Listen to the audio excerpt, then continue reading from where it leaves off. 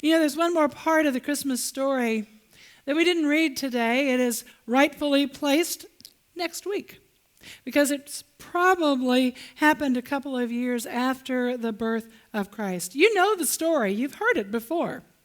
After Jesus was born in Bethlehem in Judea, during the time of King Herod, Magi from the east came to Jerusalem and asked, "Where is the one who has been born, King of the Jews? We saw his star in the east and have come to worship him."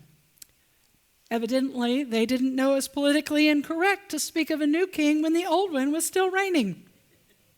When King Herod heard this, he was disturbed, and all of Jerusalem with him. And when he had called together all the keepers of the story, it actually doesn't say that, but that's who they were. Those who knew the story of the promised Messiah best, the word reads, the people's chief priests and teachers of the law. He asked them where the Christ was to be born. "In Bethlehem in Judea," they replied, "for this is what the prophet has written. But you, Bethlehem, in the land of Judah, are by no means least among the rulers of Judah. For out of you will come a ruler who will be the shepherd of my people, Israel." "Let's go find him," said none. Not the king whose throne was threatened, nor the keepers of the story. Perhaps to them, in light of the political situation, it just wasn't expedient at the time. Or maybe the story had grown old and become a distant thought rather than the hope it was intended to point to. In spite of their apathy and ignoring all things political, the Magi, we sometimes call them the wise men for good reason, they left and they followed that star that had beckoned to them from afar. That should be a Dr. Seuss book. Sometimes we act as if it is. They followed that star all the way to Bethlehem, where they found this one they were in awe of. They worshiped. And they left by another route. Some say transformed, changed by that one that they had first sought, the one who beckoned to them. Sometimes we forget that this very familiar story still has the power to transform.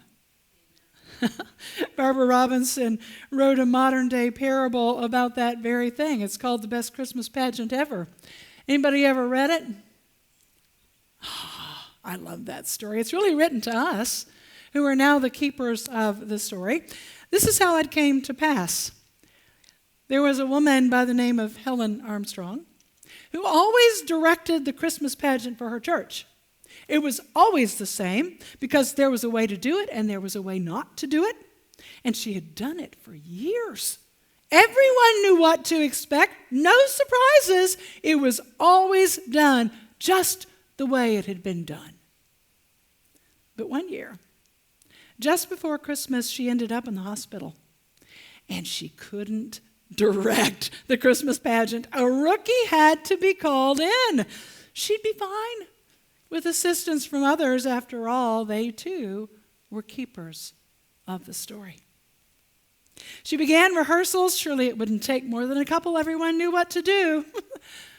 But it was then that the trouble started. You see, there was this family in the local school, the ones who were always in trouble, the ones who bullied everyone. They didn't know the rules and they didn't care about the rules. All of the kids knew about them and they wanted nothing to do with them. They were outcasts for good reason, of course. There was Imogene, who'd been known to smoke cigars in the school restroom. Ralph and Claude and Leroy and Ollie and Gladys, all of whom cussed and drank moonshine. You'd think they were from Kentucky. They'd been known to shoplift. They even set fire to an old tool house, and then they stole the donuts that the local bakery sent up for the firemen. Their mom worked 2 shifts at the local factory, so she was never home. And their dad, well, he was nowhere to be found. I've read that story for years, I read it to my classes when I taught school, but somehow it completely eluded me that they were called the herdsmen because they were outcasts. Oh, duh. Like those shepherds that first heard the Christmas story. Shepherds were looked down on by everyone. They had no standing. Their witness wasn't allowed in judicial cases. They were unreliable. They were not fit for proper company. But back to those herdsmen. There was one thing that motivated them: food. And somebody made the mistake of telling them that there were snacks at Sunday school. So they showed up at Sunday school on the very day that the announcement was made about the Christmas pageant. When the rookie director looked around for volunteers to play the leading roles, they bullied everyone else into silence, so nobody volunteered but the herdsmen. Imogene would play Mary. Ralph would be Joseph. Claude and Ollie and Leroy would be the wise men, and Gladys, well, she would be the angel of the Lord. Rehearsals started predictably in chaos. But then that rookie director discovered that the herdsmen had never heard the Christmas story before. So one day at rehearsal, she read it. All of the other kids, they were bored, frustrated even. Everybody knows the story. But the herdsmen, they had 1,000 questions about it. Questions nobody'd ever asked because they knew the story. What's great with child? You mean pregnant? Mary was pregnant? How could an innkeeper make a pregnant woman and her baby sleep in a barn? Where was Child Protective Services? They wouldn't let a baby sleep in a feeding trough. Why didn't somebody put a hit out on King Herod? How could he get away with trying to kill a baby? Needless to say, their questions stirred things up a bit. They made them a little uncomfortable. That's not part of the story. Everyone in the church thought the Christmas pageant was going to be a disaster. But that night, something strangely wondrous happened. The herdsmen, who'd never been in a pageant before, had never seen the stage lights, they'd never heard the music, and now just knowing part of the story and being caught up in the middle of it, they kind of wandered across the stage, uncertain about where to go and what to do. Their uncertainty may be like that of the Holy Family. Imogene insisted on holding the baby because babies need to be held, not put in a feeding trough. Claude and Leroy and Ollie decided together that frankincense and myrrh really weren't great gifts for a kid. So they replaced it with something far more valuable in their eyes. They replaced it with their own Christmas ham. And their shepherds, well, they were sufficiently terrified of Gladys, the angel of the Lord, that when she told them to get to that stable and go see, they got and they saw. So did those watching that story that night. The narrator of the story, the rookie director's daughter, well, she was part of the angel choir that sang those beautiful songs of Jesus' birth.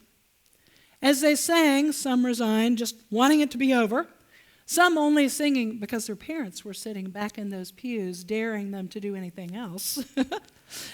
She looked over at that scene that we're so familiar with, and she saw Imogene, this most unlikely Mary, hugging that baby for all she was worth. Tears pouring down her face. Ralph as Joseph, standing watch, most uncomfortably. Claude and Leroy and Ollie, improbable wise men, knowing that somehow what had happened was special and important enough to bring their best gift. And Gladys, who wanted to make sure that everybody knew and went to see. And she saw the story in a very different light. So did everyone else who saw the pageant that year. Somehow,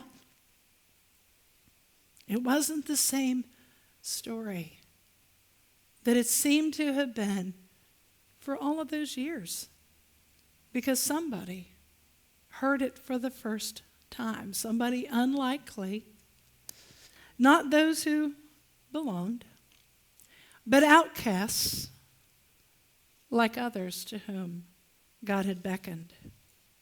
And like them, they were changed. You know, the gospel still has the power to change lives. Sometimes we forget just how amazing it is that God came to dwell among us, because we've heard it over and over and over. And we've become keepers of the story.